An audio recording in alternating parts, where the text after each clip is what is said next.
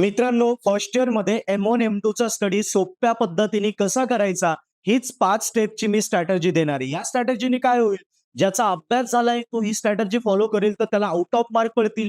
ज्याचा अभ्यास नाही झालाय, सो त्याने आता जरी ही स्ट्रॅटेजी फॉलो केली तर त्याला मॅथ्स समजायला लागेल, विषय स्कोरिंग होईल. सो सगळ्यांसाठी ॲप्लिकेबल आहे. 5 स्टेपमध्ये मॅथ्सचा अभ्यास करायचा बघा. कसं? M1, M2, M3 कुठलाही विषय असो. या स्ट्रॅटेजीला मी 3 स्टेजमध्ये डिव्हाईड केले. पहिल्यांदा स्टडी करायचं, नंतर रिव्हिजन करायची, नंतर प्रॅक्टिस करायची. समजून सांगतो थोडक्यात बघा. पहिल्यांदा तर एखादा टॉपिक घेतला. समजा मी घेतला M1 मध्ये युनिट 1 मध्ये LMVT हा टॉपिक आहे. लॅग्रांजियन्स मीन व्हॅल्यू थेरम. मग मी काय करणार, त्याची काही बेसिक आहे का, थेअरी आहे का, ती आधी समजून घेतली. त्याच्यानंतर आपण पहिला प्रश्न जो आहे तो पूर्णपणे बघून सोडवायचा आहे. पहिला प्रश्न बघून सोडून झाला. आता मी काय करणार, तो प्रश्न व्यवस्थित समजून घेणार. प्रश्न सॉल्व्ह करून झाला, समजून घेतला. समजून झाल्या की मला स्टेप्स लिहून काढायच्या आणि त्या आठवून बघायच्या.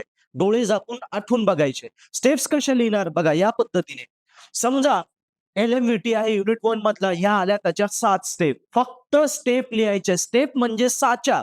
या साच्यात कुठलंही गणित टाका, कुठली इक्वेशन टाका, आन्सर येणारच. असं मॅथ्स मध्ये प्रत्येक टॉपिकला स्टेप्स असतात. बरं, साचा तयार होतो. पहिल्यांदा काय, स्टेप 1 मध्ये चेक कंटिन्युअस, नंतर differentiable F of A, F of B काढा, एफ डॅश एक्स काढा, एक्सची व्हॅल्यू सी टाका, फॉर्म्युला हा वापरा, नंतर सी फाइंड करा आणि व्हेरीफाय करा, LMVT व्हेरीफाय करा. कळालं? हा साचा तयार झाला. या पद्धतीने मी साचा करणार. हा साचा कधी बनेल, जेव्हा मी पहिलं एक्झाम्पल बघून सोडवेल तेव्हा हा साचा तयार होईल. झाला. तो डोळे झाकून रिमेंबर म्हणजे डोळे झाकून 2-3 वेळा आठवून बघा.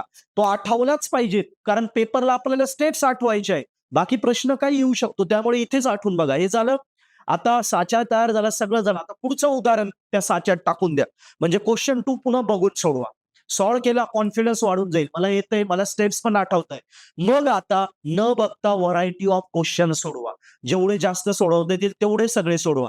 हा झाला 4 स्टेपचा फॉर्म्युला. काय काय होतं, पहिला प्रश्न बघून सोडवला, दुसऱ्या वेळी स्टेप लिहिला, आठवून बघितल्या, नंतर पुढचे प्रश्न, दुसरा प्रश्न बघून सोडवला, आणि तिसरा प्रश्न व्हरायटी ऑफ क्वेश्चन आपण सोडवले. या 4 स्टेपमध्ये प्रत्येक गणित टाका. 100% तुम्ही स्कोरिंग कराल.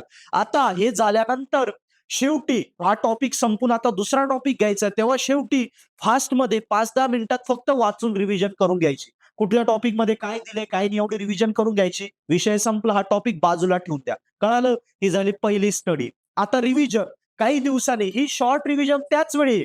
टॉपिक संपलं ही शॉर्ट रिव्हिजन आहे. हा टॉपिक समजा 3 तासात झाला तर रिव्हिजन ही हार्डली आपली 30 मिनिटात आहे. ओके. आता 8-10 दिवसांनी किंवा 4-5 दिवसांनी जेव्हा आपण सेकंड रिव्हिजन घेऊ, मेन रिव्हिजन, इथे 3 तासात टॉपिक झाला, तो 1 तासात आता रिव्हिजन मध्ये कव्हर करायचं. रिव्हिजन मध्ये कसं, डायरेक्ट पहिल्यांदा या स्टेप्स आठवून बघायच्या सगळ्या. स्टेप्स आठवता का? आठवल्या तर मग काही रिव्हिजन एकदम फास्ट होणार, सगळं बेस्ट झालं. नाही आठवले तर पुन्हा लिहून काढा, स्टेप्स आठवून बघा. स्टेप्स आठवल्या की इकडे आपण जसं 5-6 नंबर ऑफ व्हरायटी प्रॉब्लेम सोडवले होते, इथे फक्त 2च प्रश्न सोडवा. 2 प्रश्न सोडवा. जे व्हरायटी ते फक्त अंडरस्टँड करून घ्या, समजून घ्या, आणि IMP क्वेश्चन जे असतात ते आता सोडवा. इकडे आपण रेग्युलर क्वेश्चन सोडवले, सेकंड रिव्हिजन मध्ये IMP क्वेश्चन घ्या. कळालं? ही रिव्हिजन तुमची, ही पहिली स्टडी होतो 3 तासात, रिव्हिजन होते 1 तासात, विथ IMP क्वेश्चन 1.5 ते 1.5 तासात सगळं फायनल होतं. क्लिअर? आणि आता जेव्हा रिव्हिजन पण झाली, आता आपल्याला पेपर आहे काही 2-3 दिवसांनी. पेपरच्या आदल्या दिवशी आपल्याला प्रॅक्टिस घ्यायची. प्रॅक्टिस कशी करायची, PYQची. ती पण 2 प्रकारे. पहिल्यांदा PYQ आहे. पेपरच्या आदल्या दिवशी PYQ बघून न बघता जसं जमेल तसं सोडवा.